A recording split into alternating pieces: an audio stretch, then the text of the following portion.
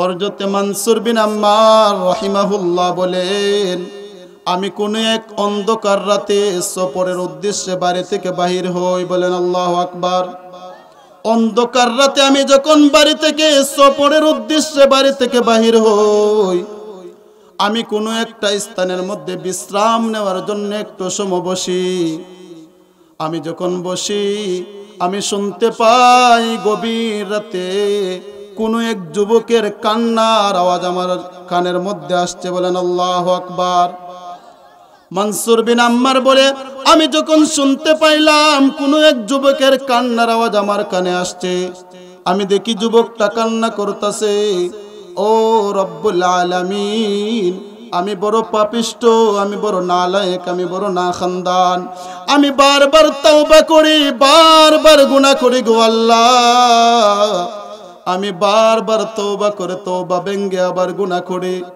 আল্লাহ গো, আমি যখন গুনাহ করি আমি বুঝতে পারি নাই আমি গুনাহ করার কারণে যে এত বড় ভয়াবহ শাস্তি আমার জন্য অপেক্ষা করতেছে, সেটার ব্যাপারে আমি অবগত ছিলাম না। আমাকে শয়তানে ধোঁকা দিচ্ছিল, এই জন্য আমি গুনাহটা করার সাহস আরো বেশি পেয়ে গেছিলাম। বলেন আল্লাহু আকবার। কে কান্না করতেছে? যুবক কান্না করতেছে। মানসুর বিন আম্মার রাহিমাহুল্লাহ বলেন, আমি যখন শুনতে পাইলাম ওই যুবকটা আল্লাহ পাক রব্বুল আলামিনের কাছে বিনয়ের সাথে কান্না করতেছে গভীর রাতে, আমি দেওয়ালের এপাশ থেকে একখানা আয়াতে কারিমা তেলাওয়াত করলাম। মানসুর বিন আম্মার বলে, আমি তেলাওয়াত করলাম, ইয়া আইয়ুহাল্লাযীনা আমানু কু আনফুসাকুম ওয়া আহলিকুম নার ওয়া আহলিকুম নারা ওয়াকুদুহান নাস والحجارة عليها ملائكة غلاظ شداد لا يعصون الله ما أمرهم ويفعلون ما يؤمرون। জোরে বলেন আল্লাহু আকবার। মানসুর বিন আম্মার বলে, আমি যখন আয়াতে কারিমা তেলাওয়াত করলাম, হে ঈমানদারগণ, তোমরা নিজে জাহান্নাম থেকে বাঁচো, তোমাদের পরিবার পরিজন আহাল পরিবারকে জাহান্নাম থেকে বাঁচাও। কেননা ওই জাহান্নাম মানুষ পোড়ায় আর পাথর পোড়ায়। ওই জাহান্নামের মধ্যে যে ফেরেশতারা থাকবে তারা বড় নির্মম কঠোর মনের থাকবে, তারা আল্লাহর অবাধ্য হবে না। আল্লাহ পাক রব্বুল আলামিন তাদেরকে যে আদেশ করে তারা সঠিকভাবে ওই আদেশ পালন করবে। আমি যখন ওই আয়াতে কারিমার বর্ণনা তুলে ধরলাম, মানসুর বিন আম্মার বলে, ওই যুবকটা সঙ্গে সঙ্গে এত জোরে একটা চিৎকার মেরে দিল, আমি মানসুর বিন আম্মার আশ্চর্য হয়ে গেছি। বলেন আল্লাহু আকবার। মানসুর বিন আম্মার যখন ওই আয়াতে কারিমার বর্ণনা তুলে ধরলো, যুবক বিকট আওয়াজে একটা চিৎকার দিল। চিৎকার দেওয়ার সঙ্গে সঙ্গে ওই ঘরটা স্তব্ধ হয়ে গেল। বলেন সুবহানাল্লাহ। ওই ঘরটা যখন স্তব্ধ হয়ে গেল, মানসুর বিন আম্মার রাহিমাহুল্লাহ বলেন, আমি আমার সফরে চলে গেলাম। আমি যখন সফর শেষ করে পরের দিন ভোরবেলা আবার বাড়ির দিকে রওনা হই, আমি ওই যুবকের বাড়ির ঘরের কাছে আইসা দেখি, ও যুবক ভাইয়েরা, তৎকালীন যুবকেরা কতটা ভয় করতো আল্লাহকে, কতটা ভয় করতো জাহান্নামকে।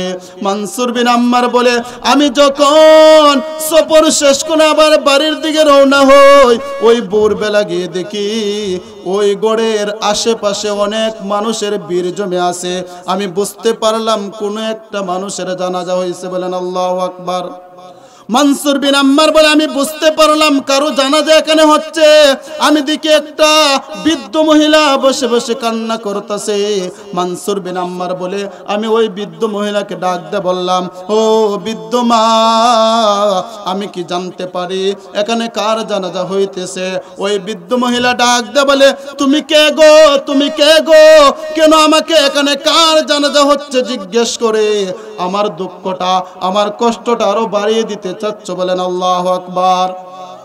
মানসুর বিন আম্মার বলে, মা, আমি আপনার দুঃখ কষ্ট বাড়ানোর জন্য জিজ্ঞেস করি নাই, আমি শুধু জানতে চাই এখানে কার জানাজা হইতাছে।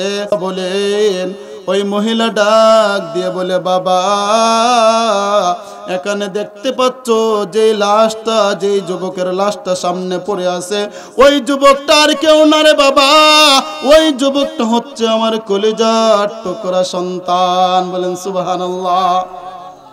মনসুর বিন আম্মার বলে, ওই যুবকটা কিভাবে মারা গেল আমি জানতে চাই। ওই যুবকের মা ডাক দে বলে, গত রাতে আমার সন্তান আল্লাহ পাক রব্বুল আলামিনের ইবাদত বন্দেগী করে আমার আল্লাহ পাক রব্বুল আলামিনের কাছে কান্নাকাটি শুরু করেছিল। আমার যুবকটা জাহান্নামের ভয়ে, আল্লাহ পাক রব্বুল আলামিনের শাস্তির ভয়ে কান্না করছিল। এমন সময় কে যেন বাহির থেকে একখানা আয়াতে কারিমা তেলাওয়াত করছে। ওই আয়াতে কারিমার মধ্যে জাহান্নামের ভয়াবহ শাস্তির বর্ণনা ছিল। ওই আয়াতটা শোনার পর আমার সন্তানটা বিকট আওয়াজের একটা চিৎকার দিছে। বলেন সুবহানাল্লাহ।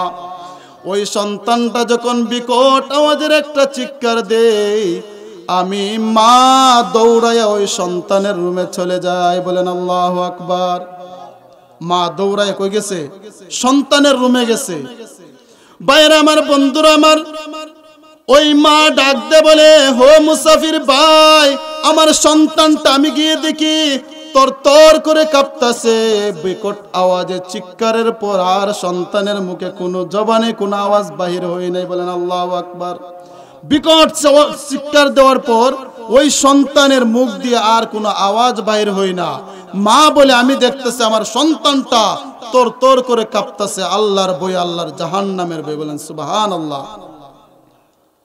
মনসুর বিন আম্মার রাহিমাহুল্লাহ বলেন, ওই মা বর্ণনা করেন, আমার সন্তানটাকে আমি ধরার সঙ্গে সঙ্গে আমার সন্তানটা তরতর করে কাঁপতে কাঁপতে দুনিয়া থেকে বিদায় হয়ে গেছে। বলেন আল্লাহু আকবার।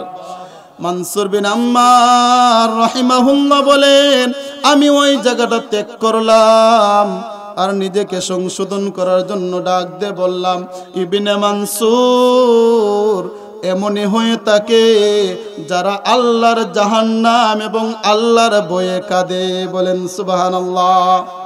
এমনই মৃত্যু হয়ে থাকে তাদের যারা আল্লাহর ভয়ে, আল্লাহর জাহান্নামের ভয়ে কাঁদে।